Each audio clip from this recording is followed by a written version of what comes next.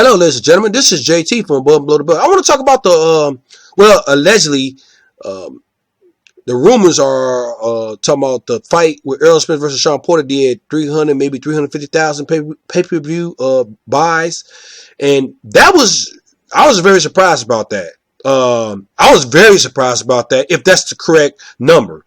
I'm thinking that if it's gonna be 300,000, that means it might be a little bit more, right? 325, maybe 350 at the most. I don't know how they count it. I don't know how they do it, but that's really good if that's true. Because I'm thinking the fight might do 150, maybe maybe 200, maybe 250,000. You know what I'm saying? Because everybody got this little thing, and we got this little thing in our head like, uh, black fighters don't get supported by their own kind, and or black fighters don't bring in the audience that they need to bring in to get the pay per view attractions. Got to be somebody from another ethnicity, like a Mexican or something like that, or Puerto Rican descent, whatever. But if these are two black fighters, Errol Spence Jr. versus Sean Porter, and it's kind of funny. Like, I didn't see it at the house. I paid like $20 to see it downtown at the theater, and I had a good time there. I think I'm gonna do it more often too at the same time, right? But when I got there, it wasn't crowded. I'm thinking like, man, this ain't gonna do what it do. You know what I'm saying? And I'm going off of what I see. I'm going off of what I see in the theater because it's $24. Because you think about it, I think if you buy from your home, it's gonna be like $70 some, $80 some, right? So it's more. You paying more money. But I think it was worth it doing it that way, going to downtown, because just to get out and going downtown. Because I live on the south side. I'm in Chicago, right? But the thing about it is it's like ain't nothing like downtown. I always like going downtown, and it was a nice day that night, right? It was at night too when me and my brother went out there, right? But the thing about it is, when I got there, it was like 5 or 6 people there. I'm looking like, damn, this is all. I knew it was gonna be more people coming, but when it was all said and done after the fight, it was crowded. And guess what? It was mostly black folks, African Americans there. You know what I'm saying? So I mean, I guess paying it's best to paying $24 better than $80 some. You see what I'm saying? But at the same time, you could have. Some people would, like, if you at their house, they might throw a party or whatever, or might just go. You might bring a friend over, a couple friends over. Y'all might put in half for to buy a fight. So that might be like what like if it's $80, so it's like what 25 or 30 a piece or something like that, 25 a piece or something like that. You split between 3 people, you can definitely get that down, right? So, and then you at your house, so you in somebody's home too at the same time, right? So it's all about how to do it, right? To save yourself more money, right? But if you got the money to do it, do it. You know what I'm saying? It's not like I don't have the money to do it, but I just wanted to get out because I paid for Deontay Wilder versus Tyson Fury fight, and it ended in a draw. And the thing about it, I went half with my brother. It was like, I think we split it 40-40. It was like $80 or something like that. But I had fun doing that too because me and my brother got a piece and stuff. But at the same time, these are 2 black fighters, and then Sean Porter he don't got a big fan base like that. Go on his Twitter page, he only got like, I don't know how many followers he got. I think it's in 100,000, maybe even lower than that, if I'm not mistaken.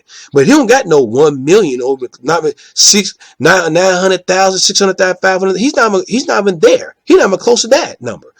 I think he's got 23,000. If I'm not mistaken, he might be 50,000. I don't know. But at the same time, he don't have a big fan base. It's not like he can go to Cleveland and fight in the Cleveland Cavaliers and fill up the seats. He don't have the backing of fans like that. I think because they say because his fighting style. But at the same time, that proved you wrong a little bit too. At the same time, because we fought Errol Spence, he did a real good job. But I mean, look at Floyd Mayweather style. People didn't like that. It could be kind of boring to it what people be saying about Floyd Mayweather, right? You know what I'm saying? So you either fight Floyd Mayweather way or Sean Porter's way, and people are going to say the same thing. Oh, well, he's kind of boring. I don't like his style of fighting. But, I would say this with any fighter out there. You stick to what best suit you and what works for you. Don't go off what everybody else say at the same time, because Floyd Mayweather did it, because most of the people went to go see Floyd Mayweather, they want to see him lose. So you can't play it to your advantage at the same time. It was drawn up that way. Floyd Mayweather did it that way. He knew people want to see him lose, so he played the bad guy. You know what I'm saying? That was a role he was playing, and it did him justice. Dude was worth $700 million, $600 million. He probably worth $800 million. You know what I'm saying? So everybody looking at that Floyd Mayweather blueprint, and they trying to copy it, and they trying to do it the way he do it, or try to do it better. And I'm not mad about that. But 350,000 pay-per-view buys for that fight, I'm very surprised about that. I thought that fight was gonna be do 200, maybe 250,000, and that tells you that when Errol Spence fought Mike Garcia, that just wasn't Mike Garcia fan base. But you know what? I could say it was mostly. It could have been a lot of Mexicans there, which I believe it was, because you was in Texas, Dallas, Texas. But at the same time, it was blacks there and it was whites there too. You know what I'm saying? But I think it probably was more Mexicans there. But and knowing Mikey Garcia is Mexican descent, so I won't be surprised they didn't come there. I won't be surprised they did come there to go see him because of him being Mexican descent. But at the same time, look who's across from him, a black fighter. And when you put a black fighter against a Mexican fighter, it depends on who they are and how you market them. It's gonna sell. It's gonna sell. It's gonna sell. But it shouldn't really be about race. It depends on how you market him. Look at Lomachenko. He did really bad in the buys out there in London. He did 205,000. That's terrible. He don't have a. He's a good fighter, great fighter if you want to call him that too. I mean, but at the same time, he's not a pay-per-view attraction. Now, when he fights Gervonta Davis or Devin Haney, especially there's Gervonta Davis, I think that's gonna be on pay-per-view. I really believe that, and I think that fight gonna do 300,000, maybe 350,000. I bet you watch, because of who Gervonta Davis is and how Mayweather is gonna advertise to build his fighter up, and Gervonta Davis is his star fighter in his stable. You see what I'm saying? Ain't nobody really know about any other fighter in Floyd Mayweather's promotion stable like that. You know what I'm saying? So he's putting everything on Gervonta Davis, and that's why he's moving his career the way he's moving his career, carefully. He's picking the fighters that Gervonta Davis might have a little bit of trouble with, maybe might not. We don't know, because I think Lucas Gamboa is going to be his next opponent. But Lucas Gamboa came off a fight defeating I forgot dude's name, but he came off an impressive fight with a dude that he defeat.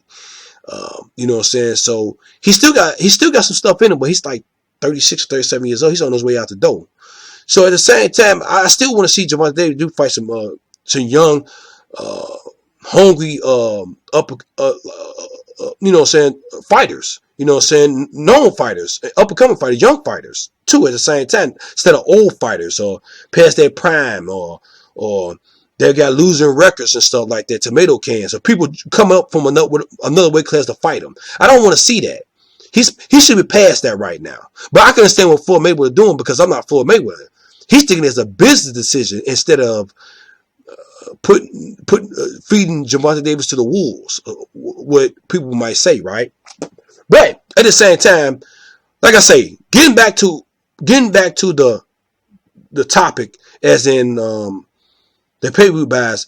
Are y'all surprised that it's sold? If it's going to sell 350,000, what was y'all projection? Do y'all think that was going to sell to a 200 to 250 like I thought it was? Or do you thought it was going to do 400, 500,000, which I thought it was going to do no 500,000? What y'all thought of the projection of the pay-per-view buys was going to be? Leave a comment at the bottom of my page. Subscribe to my page. Like my page. Hit the notification bell for new videos from me. This is JT from Above and Below the Belt. Bye-bye.